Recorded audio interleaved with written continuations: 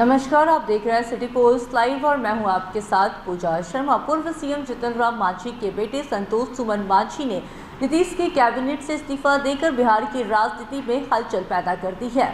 बताते चले आपको कि कैबिनेट से मांझी ने इस्तीफा दी, उसके तुरंत बाद नीतीश कुमार ने उनकी रिप्लेसमेंट की जगह रत्नेश सदा की नाम की घोषणा की, जिसके बाद से कई सवाल भी उठ रहे हैं।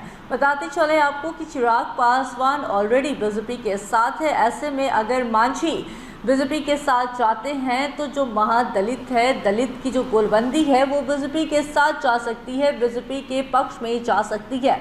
इसी को लेकर नीतीश कुमार चिंतित भी है। इसी के साथ साथ आपको यह भी बताते चले कि इसी बीच जेडीयू के राष्ट्रीय अध्यक्ष ललन सिंह की भी बयान आई और उन्होंने तो मांझी की पार्टी को एक छोटा दुकान बता डाला।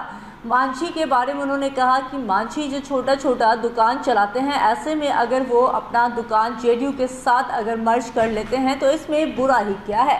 इसी को लेकर आपको बताते चले कि मांझी महागठबंधन की गणित को बिगाड़ सकते हैं, तो वो कैसे, वो सारी जानकारी देंगे आपको विस्तार से इस रिपोर्ट में।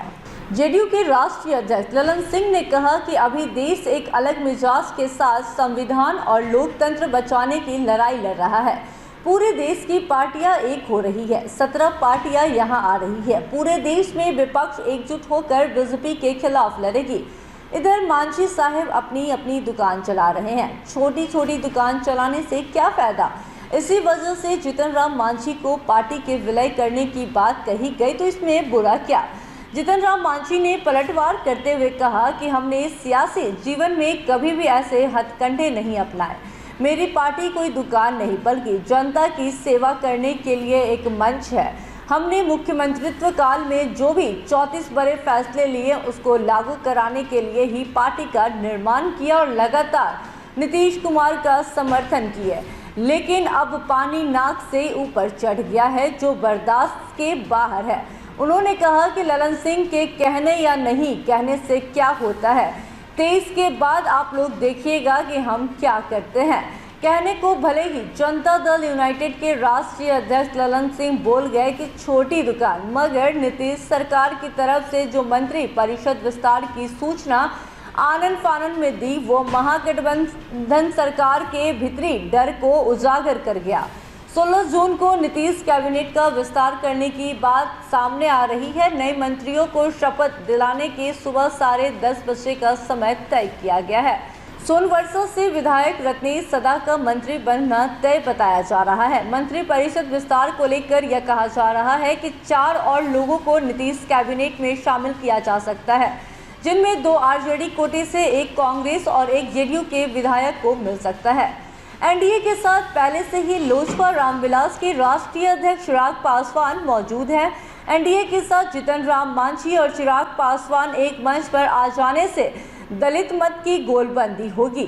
चिराग पासवान और जीतन राम मांझी मिलेंगे तो यह 1 और 1 11 की तरह दिखेंगे। इसे राजनीतिक फार्मूले के रूप में देखें तो एम मांझी पी पासवान 11 बनता है। इस बात से इनकार नहीं किया जा सकता कि इस बिहार में दलित समाज के ये 2 चेहरे के रूप में सबसे ज्यादा चर्चित है। नीतीश कुमार को इस दलित मतों के जुटान का खतरा दिख रहा है। यही तो जेडीयू का हर नेता जानता है कि चिराग और मांझी का विकल्प रत्नेश सदा तो नहीं बन सकते। ऐसा इसलिए कि मगध, खासकर नालंदा, गया, सासाराम, औरंगाबाद की धरती पर जीतन राम मांझी की मुसहर जाति के अलावा भी कई अन्य जातियों, विशेषकर शरणों पर भी प्रभाव है। ऐसा इसलिए कि जीतन राम मांझी ने काफी साल तक कांग्रेस की राजनीति की है। उधर चिराग पासवान के साथ विशेष रूप से नॉर्थ बिहार का जुड़ाव है। यहाँ पासवान और मुसहर जाति का एक एनडीए के लिए राहत वाला संदेश है।